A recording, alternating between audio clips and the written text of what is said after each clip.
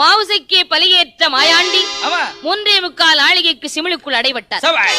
பெரும்புலையின் அடைபட்ட சிமிழை நீலகண்ட கசத்திலே தாழ்த்துவிட்டு இன்றைக்கோட சனியன் தொலைஞ்சது. பொல்லா தேவாதையை கசத்திலே தாழ்த்து விட்டோம். பயமே இல்லை என்று அரண்மனைக்கு வந்தார். பெரும்புலையின் மனைவி புலக்குடியாள் நீலகண்ட கசத்திற்கு தண்ணீர் எடுக்க வேண்டும் என்று வந்தாள்.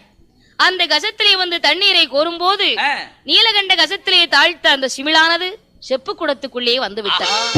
குடத்து தண்ணீரை கொண்டு வந்து அரண்மனையில இறக்கினாள். கணவனுக்கு சாதம் வைத்தாள். பெரும்புலையின் ஒரு வாய் சாதம் கூட எடுத்து சாப்பிட்டு இருக்க மாட்டான். குடத்துக்குள் இருந்து செமிழானது துள்ளி எழுந்து வெளியே வந்து விழுந்தது.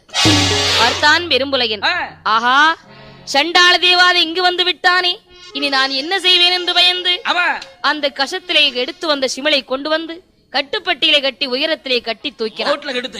3.25 நாளிகை கழித்தது. சிமிழ் அதுவும் வெடித்திட்டது.